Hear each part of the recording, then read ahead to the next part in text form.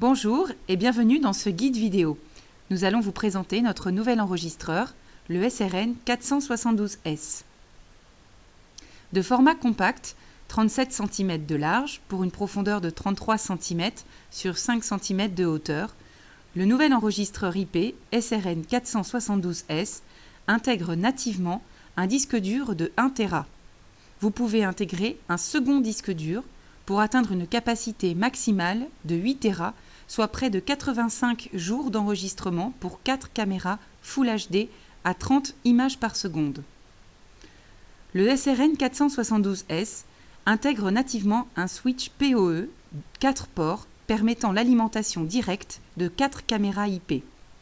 Conforme au standard PoE 802.3 AF, il est capable de fournir une puissance de 15,4 watts à chaque caméra. La sortie d'affichage VGA ou HDMI permet le raccordement d'un moniteur pour un fonctionnement autonome du SRN.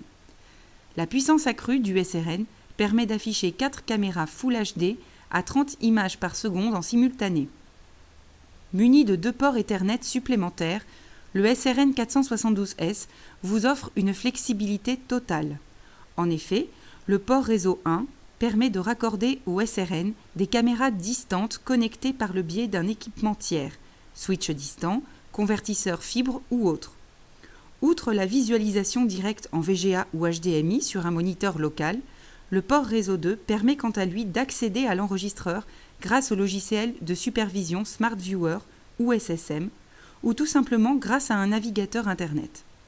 Connecté à un accès Internet, ce port permet également la visualisation ou la relecture des enregistrements à distance avec l'application ePolice mobile. Équipé d'une alimentation intégrée, il s'alimente directement en 220 volts. Pour faire suite à la phase d'initialisation, le SRN 472S propose un assistant de configuration permettant d'effectuer rapidement les réglages de base de l'enregistreur tels que la langue,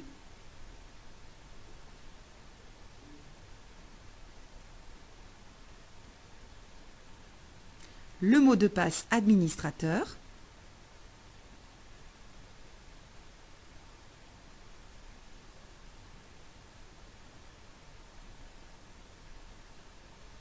le paramétrage réseau.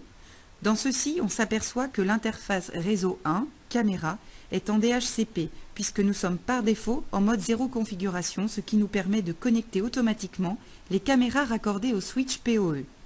Le setup du port réseau numéro 2, visualisation, nous permettra de paramétrer l'adresse IP pour pouvoir joindre le stocker à distance grâce au logiciel de supervision Smart Viewer ou SSM. Enfin, les ports pour la connexion à distance. Pour finir, on règle le format et la date, l'heure, le fuseau horaire ainsi que la date du changement heure d'hiver, heure d'été.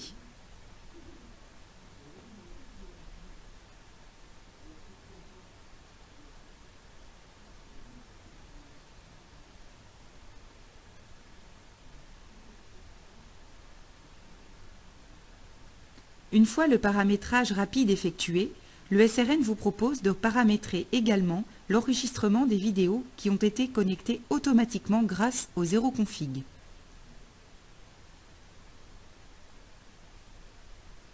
On va pouvoir indiquer le mode d'enregistrement pour l'enregistrement standard. Est-ce que l'on enregistre tout le flux vidéo, par exemple du 30 images par seconde dans le cas présent, ou uniquement les images clés, ou alors si l'on arrête l'enregistrement, que ce soit pour l'enregistrement standard ou sur événement. On va pouvoir également paramétrer la séquence de pré-alarme et la séquence post-alarme pour la durée d'enregistrement, et également activer l'enregistrement de l'audio.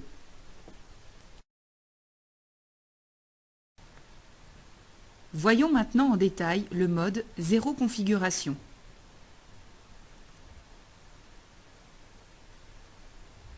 Nous avons en face arrière 4 ports PoE. 2 sont actuellement utilisés, le port numéro 1 et le port numéro 2. On va connecter sur le port numéro 4 une caméra Samsung.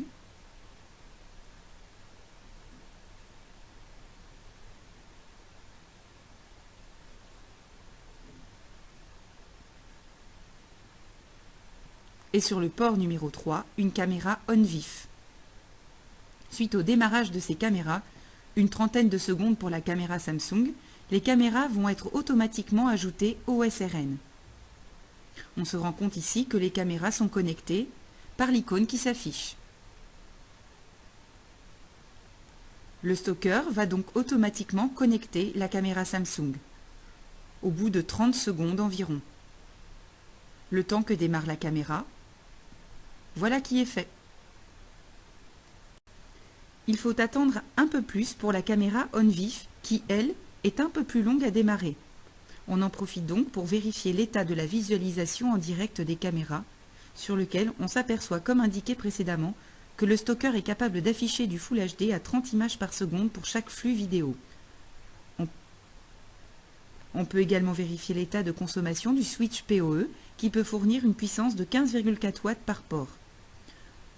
On a également les informations de connexion de caméra, avec le nom de la caméra, le codec, la résolution, le taux de rafraîchissement exact et le niveau de qualité de cette caméra.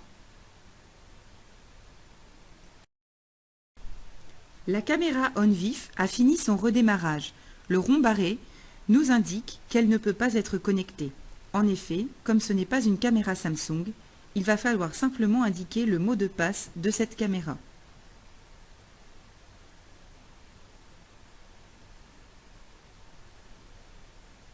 Une fois le mot de passe ajouté, le stocker effectue un test de connexion avec cette caméra.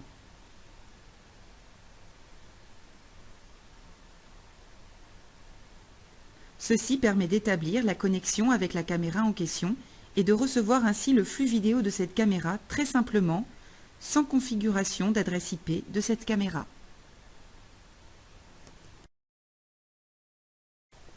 En ce qui concerne la configuration, le SRN 472S vous apporte également la possibilité d'effectuer les réglages pour les caméras on-vif du flux principal,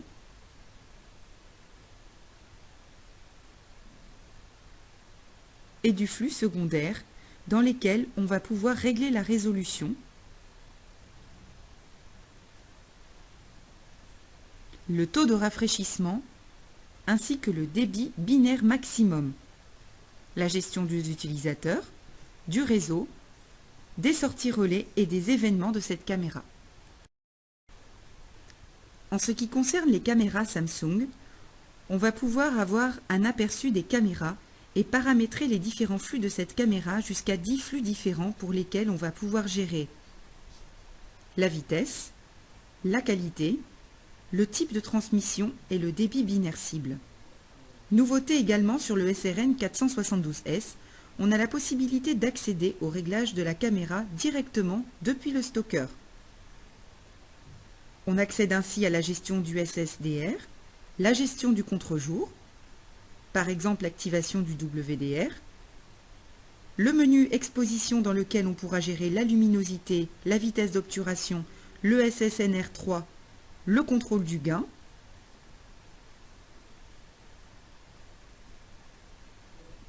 la gestion du mode jour-nuit, l'activation de la stabilisation numérique, de la dénébulisation, la gestion de la mise au point automatique pour les caméras WiseNet 3 sur lesquelles on lance directement à partir du stocker un autoback focus sur cette caméra SNB 6004 par exemple.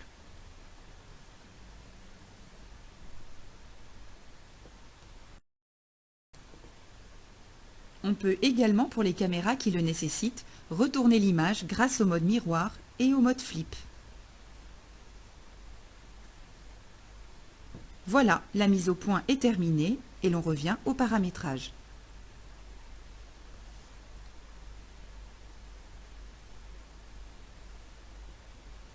Nouveauté également sur le SRN 472S, nous avons la possibilité de gérer la détection de mouvement des caméras depuis le stocker. On peut ainsi sélectionner les caméras Samsung, accéder à la configuration de la détection de mouvement de la caméra, dans laquelle on va déclencher la détection de mouvement, régler la zone de détection ou la zone de non-détection. Ici, nous allons faire une détection sur l'ensemble de la route.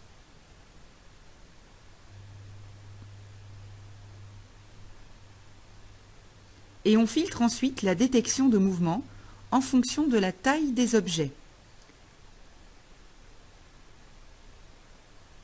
Taille minimum ici en vert et taille maximum ici en bleu.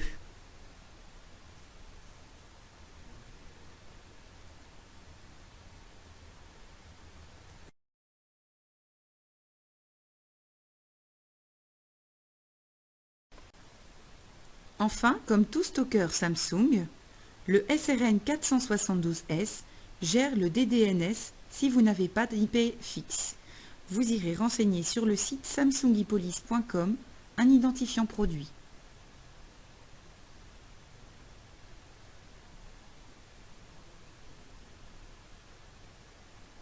Et pour finir, vous avez également la possibilité d'activer l'UPnP, la connexion rapide, pour configurer automatiquement le routage des ports sur votre box ADSL afin d'accéder à distance à votre stocker.